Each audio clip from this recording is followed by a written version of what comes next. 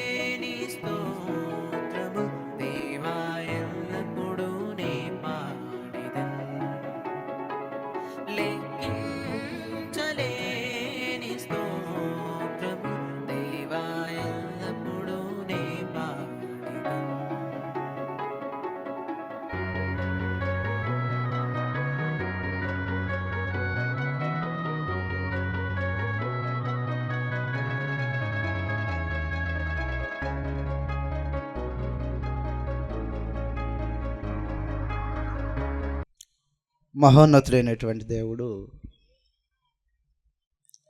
మానవ జీవితాల్లో ఎన్నో సంతోషకరమైనటువంటి కార్యాలను జరిగించుకుంటూ వస్తున్నారు. నేడు ఆయన యందు విశ్వాసం ఉంచి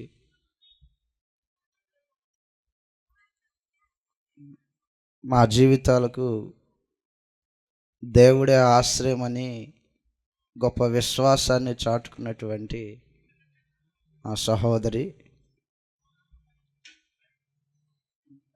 ఎంతో నిబ్బరం కలిగి ఉంటారు. ఎలాంటి పరిస్థితులకైనా సరే నిజంగా వారిని చూసినప్పుడు ఓపిక, సహనం ఎలాగా కలిగి ఉండాలనేది వారి ద్వారా మనం ఎన్నోసార్లు నేర్చుకోవచ్చండి. ఈ ప్రాంతంలో ఉన్నటువంటి వారికి బాగా పరిచయం వారు మార్తక్క గారు. పిల్లలు ఇంటికి లేటుకు వస్తున్నా సరే వారిని గద్దించారా అని ఒకసారి ఎవరు సహోదరులు అడుగుతుంటే వాళ్ళకేం తెలుసులే నాన్న అని చాలా సాఫ్ట్గా నిజంగా వారు మాట్లాడే విధానం కానీ చాలా గొప్ప విషయం. వారి ద్వారా ఆ కుటుంబంలోనికి విశ్వాసము వ్యాపిస్తుంది. దేవుడు వారి ద్వారా తన కుటుంబాన్ని ఒక లూది అని ఎలాగైతే ఆమె హృదయాన్ని తెరిచి దేవుని యొక్క పరసంబంధమైన ఆశీర్వాదాలు ఆ కుటుంబం అంతటికీ పొందేలాగా చేశారో మార్తక్క గారి ద్వారా వారి కుటుంబము, వారి యజమానులైనటువంటి రామకృష్ణ గారు, వారి కుమారుడు తేజబాబు, వారి చిన్న కుమారుడు కానీ వారి కోడలు గారు కానీ వారందరినీ కూడా దేవుడు ఆత్మ సంబంధంగా క్రీస్తు ప్రభు ద్వారా దేవుడు ఏదైతే మనుషులకి ఏర్పాట్లు చేశాడో వాటన్నిటినీ వారు పొందుకుంటారని మేము నమ్ముచున్నాము. మరి ప్రత్యేకించి ఆ కుటుంబంలో చెప్పుకోవాల్సినటువంటి మరొక వ్యక్తులు పెద్ద కృష్ణ నాన్నగారు, వారికి ప్రత్యేకమైన వందనాలు తెలియజేస్తున్నాము. ఈ స్టేజ్ ఎలాగ అలంకరించబడి ఉందంటే లక్ష్మయ్య తమ్ముడు వారి కుమారుడు చాలా ప్రయాసపడి ఈ కుటుంబానికి ఎల్లప్పుడూ తోడుంటూ ప్రోత్సహిస్తున్నారు. వారికి కూడా వందనాలు తెలియజేస్తున్నాము. దేవుని యొక్క గ్రంథంలో కొన్ని విశేషమైన సంగతులు ఆలోచన చేయబోదాం. పరమ తండ్రి మానవ జీవితాల్లో శ్రేష్టమైనటువంటి వరాలను అనుగ్రహించేవాడై ఉన్నాడు. దేవుని చేత అనుగ్రహించబడేటువంటిది ఏదైనా శ్రేష్టమైనదై ఉంటుంది. యాకోబు పత్రిక 1వ అధ్యాయంలో దేవుడు అనుగ్రహించేటువంటి ఈవులు శ్రేష్టమైనవై ఉంటాయి. 1వ అధ్యాయము 17వ వచనంలో ఇలాగని రాయబడి ఉంది. యాకోబు పత్రిక 1వ అధ్యాయము 17వ వచనంలో రాయబడిన సంగతులు: శ్రేష్టమైన ప్రతి ఈవియు సంపూర్ణమైన ప్రతి వరమును పరసంబంధమైనదై జ్యోతిర్మయుడగు తండ్రి వద్ద నుండి వచ్చును. అందువలన శ్రేష్టమైనటువంటి వాటిలకు ప్రదాత, అనుగ్రహించేవారు ఈ కుటుంబంలో దేవుడు అనుగ్రహించినటువంటి ఒక గొప్ప బహుమానం గౌతమ్ బాబు. ఈ స్థలంలో కూర్చున్న వారు దయతో వాక్యం వైపే మీరు దృష్టి పెట్టండి. ఎందుకంటే చాలా విలువైనటువంటి సంగతులు దేవుడు తన గ్రంథంలో రాయించారు. అవి వింటే మీకు, మీ కుటుంబానికి, మీ పిల్లలకు మేలుకరమైనటువంటి సంగతులు అవుతాయి. కాబట్టి మొదటి సంగతిగా మనం ఆలోచన చేస్తున్నది ఏంటంటే, దేవుడు శ్రేష్టమైనటువంటి ఈవులు అనుగ్రహించేవాడు. శ్రేష్టమైనది మానవ జీవితంలో ఎన్నెన్నో ఉంటాయి. కానీ తన స్వరూపము, తన పోలికలో నిర్మించబడటం అనేది అది మిక్కిలి శ్రేష్టమైనటువంటి విశేషం. ఆదికాండము 1వ అధ్యాయము 26వ వచనంలో దేవుడు మానవాళిని నిర్మాణం చేయాలని తలంచినప్పుడు తన స్వరూపము, తన పోలికలో నరులను చేయుదుము. ఆశ్చర్యకరుడైన దేవుడు భూమి మీద ఆకాశమందు కానీ భూమి క్రింద ఉన్నటువంటి వాటిలో కానీ మనుషుడు ఊహించలేనటువంటి వస్తువులతో నిక్షిప్తం చేశాడు దేవుడు. కొరింథీయులకు రాసిన మొదటి పత్రిక 15వ అధ్యాయము 33వ వచన భాగం నుంచి మనం కింద చదువుకుని వెళ్ళే కొద్దీ ఆకాశ వస్తువులు, భూ వస్తువులు అని చెప్పబడుతున్నటువంటి ఎన్నో ఉన్నాయి. తేజస్సు కలిగినవి, మహిమ కలిగినవి, బలాన్ని కలిగినవి, అటువంటివి ఎన్ని ఉన్నను సరే సృష్టి యావత్తులో మానవునికి మాత్రమే దేవుని యొక్క స్వరూపం, దేవుని యొక్క పోలిక. అటువంటి శ్రేష్టమైనటువంటి ఒక బహుమానం ఆయన నిర్మాణం చేయాలనుకున్నప్పుడు పరమ తండ్రి తొలిమానుడైనటువంటి ఆదామును నేలమట్టిని తీసి నిర్మాణం చేశాడు. కానీ తొలి స్త్రీ అయినటువంటి అవ్వను ఆదాము యొక్క ప్రక్కటెముకల నుంచి తీసి నిర్మాణం చేశాడు. కానీ దేవుని యొక్క ఆలోచన ఏంటంటే భూమి మీద మనుషులందరినీ విస్తరింప చేయాలనేది దేవుని యొక్క ఉద్దేశమై ఆ ఉద్దేశాన్ని నెరవేర్చుకుంటున్నాడు దేవుడు. అపోస్తుల కార్యాలు 17వ అధ్యాయము 26వ వచనంలో ఆయన ఒకరి నుండి ప్రతి జాతి మనుషులను సృష్టించి, కాబట్టి దేవుని యొక్క ఆలోచన మానవాళిని భూమి మీద విస్తరింప చేయాలని కోరుకున్నాడు. కాబట్టి మానవుడు దేవుని మూలముగా లోకానికి తీసుకురాబడిన వాడు. మనుషులు అనేకమైనటువంటి కథలు చెప్తూ ఉంటుంటారు మానవ ఉనికిని గురించి. కోతి నుంచి వచ్చాడని అబద్ధం, లేదంటే ఒక జీవి పరిణామము చెంది ఒక మనిషి అయ్యింది, అబద్ధం. కోతి నుంచి మనుషుడు రాలా. ఒకవేళ అలాగ వచ్చే కోతులు అయితే నేడు మన ప్రాంతంలో ఎన్నో కోతులు ఉన్నాయి. ఏ రోజున ఏ కోతి నుంచి అయినా ఒక అడ్రస్ లేనటువంటి మనుషుడు మనకు కనిపించినట్టుగా కనపడదు. అంటే ఇది ఒక అబద్ధం. దేవుడు మానవాళిని సృజించుకుంటూ వస్తున్నాడు. తల్లి గర్భంలో వివాహం అనేటువంటి వ్యవస్థ చేత మనుషులను భూమి మీదకు తీసుకురావాలని దేవుడు ఆలోచన చేశాడు. కీర్తన గ్రంథము 139వ అధ్యాయంలో దేవుడు నరజాతిని, తొలి మానవులను కాకోకుండా మిగిలినటువంటి వారిని తల్లి గర్భములో ఆశ్చర్యకరమైనటువంటి రూపంలో రూపుదిద్దుతున్నాడు. ఈ దేహానికి కావలసినటువంటి అవయవాలను, వాటి పనిని, ప్రతి దానికి ఒక పనిని నియమించి అద్భుతమైనటువంటి రూపంలో అమర్చాడు. దేవుడు అమర్చాడు. కీర్తన గ్రంథం 139వ అధ్యాయంలో 14వ వచనం నుంచి మనం చదివితే లాగున రాయబడి ఉంటుంది. కీర్తన గ్రంథము 139వ అధ్యాయము 14వ వచనం నుంచి మనం కొన్ని సంగతులు చదువుదాం. 13 నుంచి కూడా చదివితే విషయాలు అర్థమవుతాయి. నా అంతరంద్రములను నీవే కలగ చేసితివి, నా తల్లి గర్భమందు నన్ను నిర్మించిన వాడువు నీవే.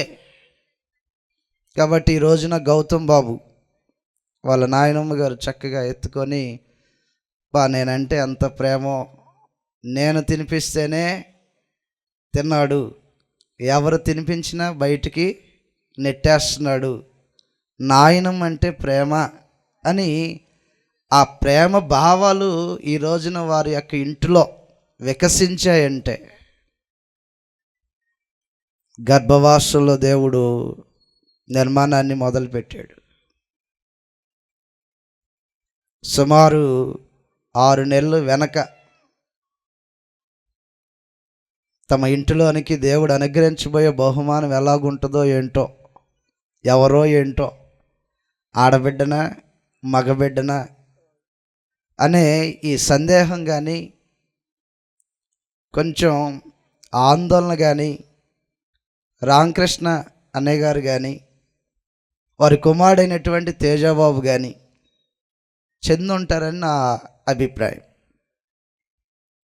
ఈ రోజున ఆ బిడ్డను తమ చేతుల్లో పట్టుకొని తమ చేతులతో తాకుతూ వారు ఎన్నో మాటలు ఆ బిడ్డకు నేర్పిస్తూ వారితో ఎన్నో విషయాలు పంచుకుంటూ, నిజంగా ఆ 6 నెలల బాబుకి ఒక తల్లి ఏం చెప్తుందో చెప్పే మాటలు చెప్తుంది, వాళ్ళ నాయనమ్మ గారు ఏం చెప్తుందో ఆరు చెప్పే మాటలు చెప్తుంటారు. కాబట్టి తన భావాలు పంచుకునే ఒక భావోద్రేకాన్ని మనలో ఎలాగైతే దేవుడు ఏర్పాట్లు చేశాడో, తల్లి గర్భంలో ఉన్నప్పుడే ప్రతి మనుషునికి ఎమోషన్స్తో కూడుకున్నటువంటి నిర్మాణం దేవుడు ఆశ్చర్యకరమైనటువంటి రూపంలో ఏర్పాట్లు చేస్తున్నాడు. ఎంత తెలివి అనుగ్రహిస్తున్నాడో మనుషులకు. భూజంతువుల కంటే, ఆకాశ పక్షుల కంటే బుద్ధి ఎక్కువ అనుగ్రహిస్తున్నాడు, జ్ఞానాన్ని ఎక్కువ అనుగ్రహిస్తున్నాడు. కాబట్టి దేవుడు ఎంత ఆశ్చర్యకరుడు. మన భావాలు, మన ఆలోచనలు ఎదుటివానికి అర్థమయ్యేలాగా ఒక భాష, ఎదుటివారు మాట్లాడుతుంటే ఆ మాటను వినగలిగే శక్తి, విన్నదానికి ఎలా రెస్పాండ్ అవ్వాలో, వీటన్నిటినీ మానవ యొక్క దేహంలో అమర్చిన దేవుడు. కీర్తనల గ్రంథం 139 అధ్యాయం 13 వచ్చిన మరొకసారి చదువుతున్నాము. నా అంతరంద్రియములు నీవే కలగ చేసితివి, నా తల్లి గర్భమందు నన్ను నిర్మించిన వాడువు నీవే. అందువలన తల్లి గర్భంలో కొన్ని నెలలు రూపుదిద్దుకున్నటువంటి బిడ్డ దేవుని మహాదయను బట్టి భూమి మీదకు తీసుకురావటం అనేది జరిగింది. కాబట్టి పరమ తండ్రి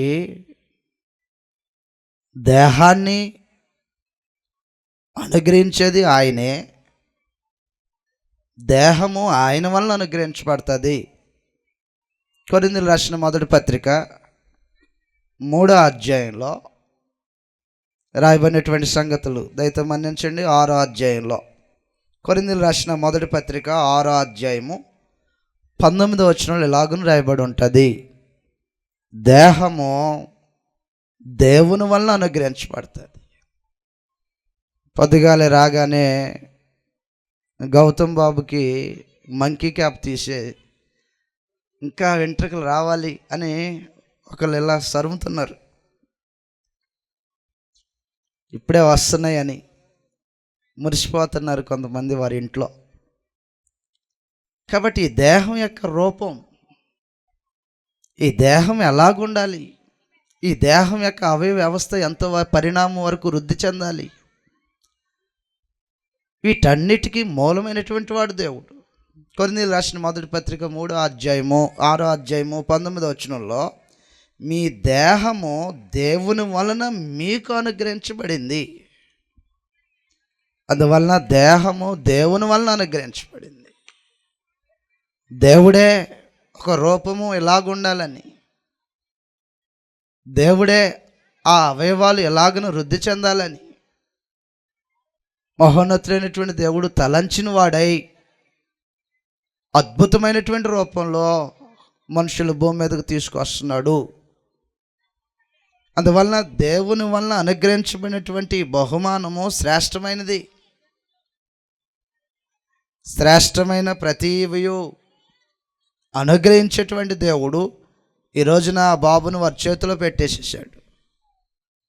ప్రత్యేకించి ఆ కుటుంబానికి చేరొచ్చినటువంటి మనందరికీ తెలియాల్సినటువంటి విషయం ఏమిటంటే, ఆ బాబుకు ఉన్నటువంటి ఐడెంటిటీ ఈ లోకమంది ఇంకెవడికి ఉండదు. తన చేతికి ఉండేటువంటి ఫింగర్ ప్రింట్స్, వేలి ముద్రలు అంటారు. గౌతమ్ బాబు యొక్క ఏలి ముద్రలో ఈ లోకంలో ఎంతమంది అయినా పుట్టని, ఎవ్వరితో మ్యాచ్ అవ్వవు. అట్లా అనమాకండి, మా కోడలది కూడా మ్యాచ్ అవ్వదంటే మీ కోడలది కూడా మ్యాచ్ అవ్వదు. తనను కలిగినటువంటి తన తండ్రి యొక్క వేలి ముద్రలతో గౌతమ్ బాబు యొక్క వేలి ముద్రలు మ్యాచ్ అవుతాయంటే మ్యాచ్ అవ్వవు. Special identity.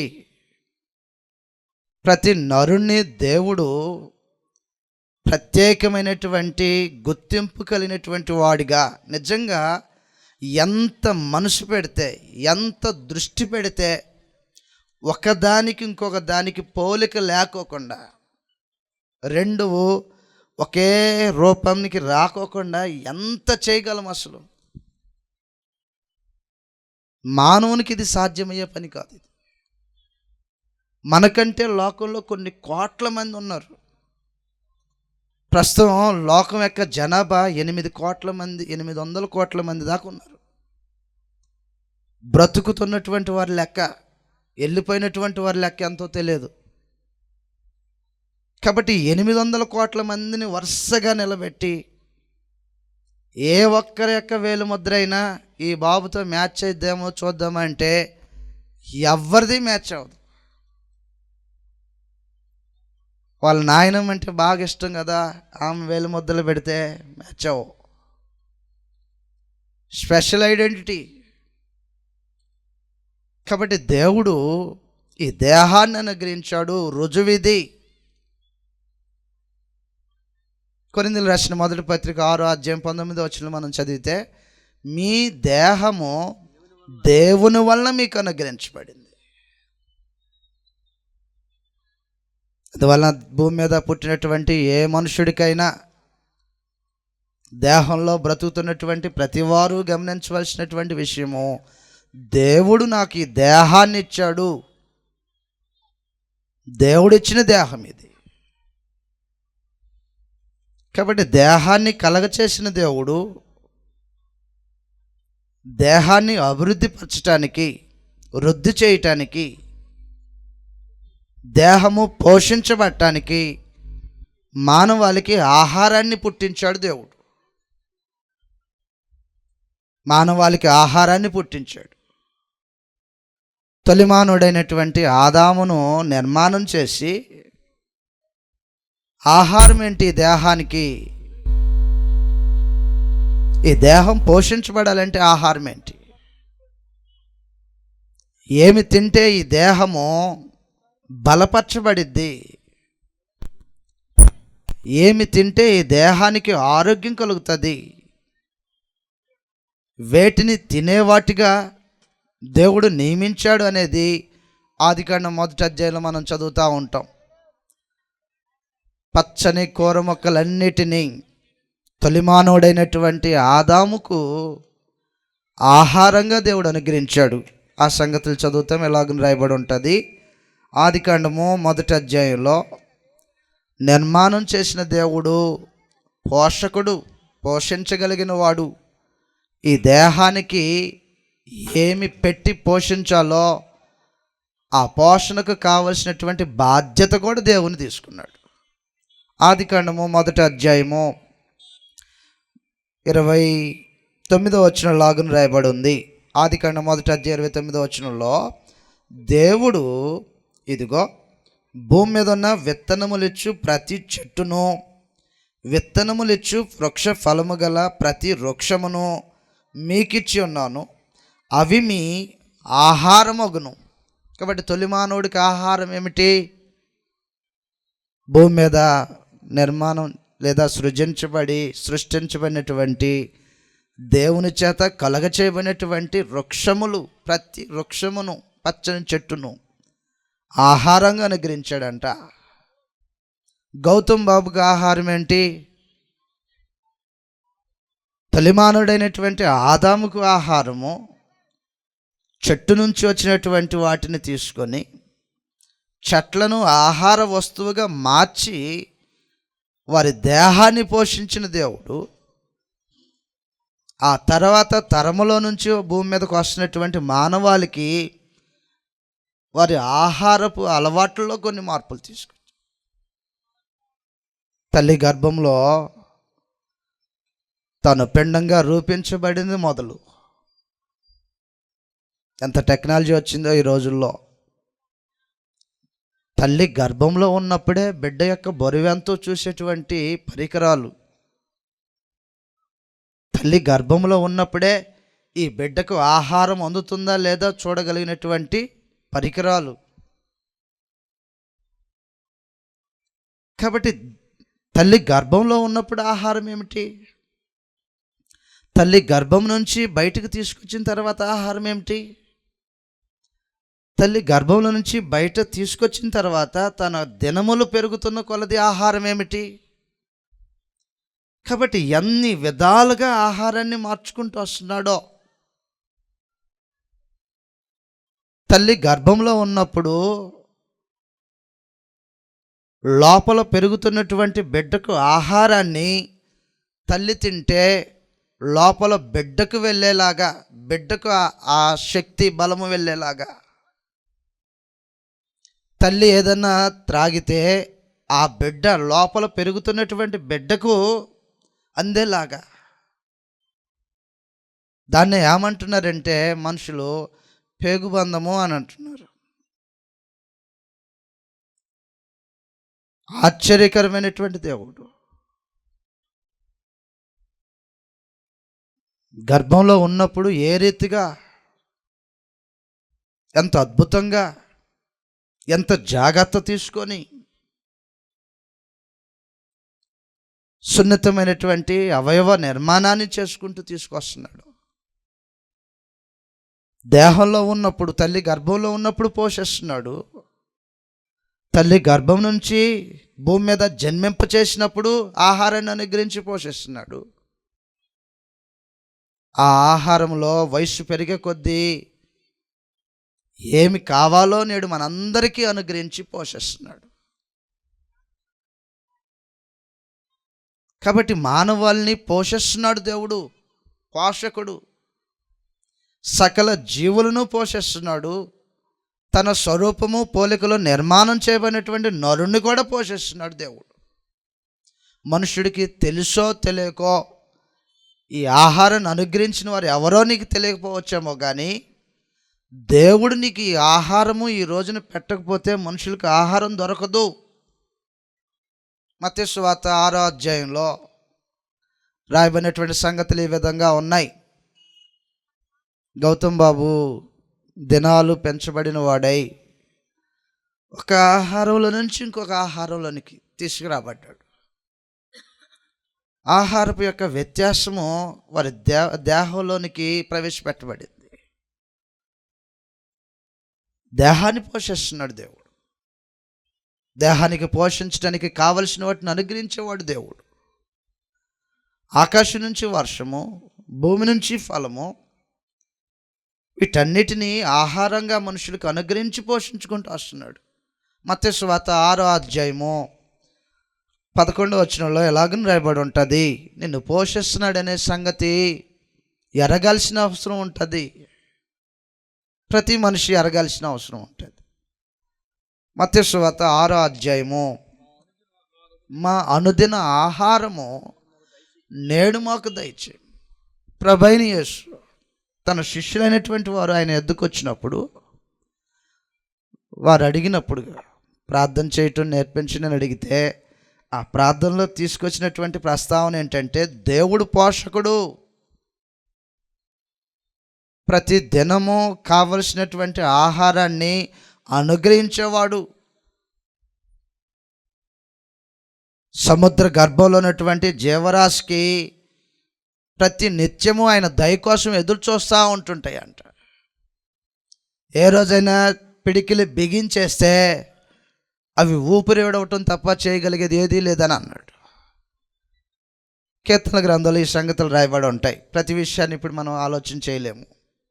కాబట్టి సముద్ర గర్భంలో ఉన్నటువంటి జీవరాశి ఎలాగైతే దేవుడు ఈ రోజున పెట్టబోయే ఆహారం ఏమిటని ఎదురు చూస్తున్నట్టుగా నేడు ప్రతి మనుషుడు దేవుని చేత పోషించబడుతున్నాడు. నీకు తెలిసినా తెలియకపోయినా, ఒకవేళ ఆయన చెయ్యి బిగించటం మొదలుపెట్టాడంటే మానవాళికి ఆహారం అనేది దొరకదు. రాజుల 2వ గ్రంథము 6-7 అధ్యాయాల్లో పరమ తండ్రి తన చెయ్యిని బిగిస్తే ఎలాగుంటుందో చూపించాడు.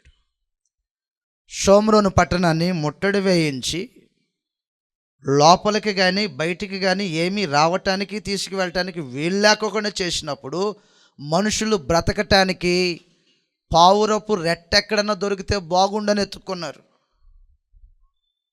కాబట్టి మనుషుడు కలిగి ఉన్నటువంటి సంపదో, ఆస్తిపాస్తులో, ఆరోగ్యమో, నాకేంటనేటువంటి అహమో దేవుని యొద్ద పనిచేయదో. ప్రతినిత్యము మనుషుడు దేవుడు అనుగ్రహించబోతున్నటువంటి ఆహారం కోసం ఎదురు చూడాలా. చదువుతాం ఆ సంగతి ఎలాగని రాయబడి ఉంటుంది. రాజుల 2వ గ్రంథంలో దేవుడు దయ లేకపోతే ఆయన హస్తము బిగించేసేస్తే మనుషుడు పోషించబడలేడు, బ్రతకలేడు, తను తినగలిగినటువంటిది ఏమీ ఉండకపోవచ్చు. రాజుల 2వ గ్రంథము 6వ అధ్యాయంలో ఈ సంగతులు రాయబడి ఉంటాయి. 4వ నుంచి చదువుదాం. 6:24 నుంచి. అటు తర్వాత సిరియా రాజైన బెన్హదదు తన సైన్యమంతటిని సమకూర్చుకొని వచ్చి షోమ్రోనుకు ముట్టడి వేసెను. అప్పుడు షోమ్రోనులో గొప్ప క్షామము కలిగి ఉండగా గాడిద యొక్క తల 50 రూపాయలకును అరపావు పావురపు రెట్ట 5 రూపాయలకు అమ్మబడెను. పావురపు రెట్ట ఎంత? అరపావు. ఖరీదెంత? 5 రూపాయలు. దేవుడు బిగించేస్తే మానవాళి ఆకలి తీర్చుకోలేదు. నిన్ను పోషిస్తున్నాడు నీ దేవుడు. ఆకాశం నుంచి వర్షాన్ని కురిపించి. అపోస్తల కార్యాలు 14:17 దేవుడు ఆకాశం నుంచి వర్షాన్ని ఇచ్చి భూమిని పండింపచేసి నేడు మనం తింటున్నటువంటి ఆహారానికి కారకుడు దేవుడు. నీ ఆకలి తీర్చడానికి దేవుడు ఏర్పాట్లు చేశాడు. మనుషుడు గుర్తించవలసిన వాడై ఉంటాడు. అపోస్తల కార్యాలు 14:17 రాయబడినటువంటి సంగతులు ఈ విధంగా ఉన్నాయి. 14:17 అయినను ఆయన ఆకాశం నుండి మీకు వర్షమును ఫలవంతములైన ఋతువులను దయచేయచ్చు ఆహారాన్ని అనుగ్రహించుచు. నీకు దేవుడు ఆహారాన్ని పెడుతున్నాడు. కృతజ్ఞత కలిగి ఉండాల్సిన అవసరం ఉంటుంది. ఎప్పటి నుంచి పెడుతున్నాడు? నువ్వు తల్లి గర్భంలో ఉన్నప్పుడు ఆహారాన్ని అనుగ్రహించాడు. తల్లి గర్భంలో నుంచి భూమి మీదకి తీసుకురాబడినప్పుడు ఆహారాన్ని అనుగ్రహించాడు. ఈ రోజున ఒక బలమైనటువంటి దేహాన్ని పొందుకున్నటువంటి వాడుగా ఉన్న నేటికి నీకు దేవుడు పోషిస్తే తప్ప ఈ దేహం పోషించబట్ల. కాబట్టి దేవుడు ఎంత మేలు చేస్తున్నాడు ఈ జీవితాలకు. అందువలన గౌతమ్ బాబుని ఎలాగైతే తల్లి గర్భంలో ఉన్నప్పుడు పోషించుకుంటూ వచ్చాడో, తల్లి గర్భంలో నుంచి మన కన్నులతో చూసేలాగా 6 నెలలు సుమారు ప్రాయాన్ని అనుగ్రహించి ఇప్పటి వరకు పోషించుకుంటూ వచ్చాడో, భవిష్యత్తులో కూడా ఆ బిడ్డకు అనుగ్రహించబడినటువంటి దేహము పోషించబడటానికి నిత్యము వారు దేవుని మీద ఆధారపడవలసిన వారై ఉంటారు. వారు మాత్రమే కాదు, దేహమును కలిగినటువంటి మనలో ప్రతి వారము ఆహారం కొరకు దేవుడు మాత్రమే ఆశ్రయమై ఉంటాడు. దేవుని వైపు చూడాలి మనుషుడు పోషించబడటానికి. అందువలన దేహం యొక్క పోషణ, దేహ నిర్మాణాన్ని చేసిన దేవుడు ఏం చేశాడంటే ఈ దేహములో ఆత్మను పెట్టాడు. దేహాన్ని నిర్మాణం చేశాడు దేవుడే. దేహంలో ఆత్మను కూడా అనుగ్రహించిన వాడు దేవుడే. కాబట్టి భౌతికమైనటువంటి ఈ దేహ పోషణ కొరకు ఆహారం ఎంత అవసరమో, దేవుడు అనుగ్రహించినటువంటి ఆత్మ కొరకు అక్షయమైనటువంటి ఆహారాన్ని పెంచాడు, ఏర్పాట్లు చేశాడు. దేవుడు దేహాన్ని అనుగ్రహించిన వాడు, దేహానికి ఆహారాన్ని అనుగ్రహించాడు. ఆత్మను అనుగ్రహించిన వాడు దేవుడు. ప్రసంగి గ్రంథం 12వ మానవ నిర్మాణం చేయబడినప్పుడే ఇలాంటి వాటితో వారి దేహాన్ని నిర్మాణం చేశాడు దేవుడు. ప్రసంగి గ్రంథము 12వ మరి కొద్ది నిమిషాల్లో మనం ముగించేయబోతున్నాము. ప్రసంగి గ్రంథము 12వ రాయబడినటువంటి సంగతులు మనం చూస్తాము. 12వ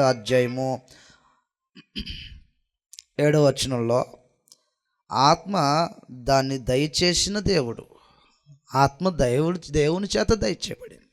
దేహము దేవుని చేత దయచేయబడింది. ఆత్మ దేవుని చేత దయచేయబడింది. దేహం యొక్క పోషణకు ఆహారం అవసరము. నీ ఆత్మకు సంబంధించినటువంటి దానికి అక్షయమైనటువంటి ఆహారం అవసరం. ఏంటి ఆహారము? ప్రభువైన యేసు మాట్లాడాడు. ఈ రోజున గౌతమ్ బాబుకు ఏమేమి తినిపించాలని ఆలోచన చేస్తున్నారో వాటన్నిటి కోసము ఎంత తాపత్రయపడుతున్నాం. రేపటి నుంచి ఆ కుటుంబంలో ఉన్నటువంటి తల్లిదండ్రులు కానీ, వారి యొక్క నాయనమ్మ గారు, తాతయ్య గారు కానీ, వారి బంధుమిత్రులు కానీ రేపొద్దున ఎప్పుడు ఆ ఇంటికి రావాలనుకున్నా సరే ఏదో ఒకటి తీసుకుని వెళ్ళాలనే ఆలోచనతో వస్తారు.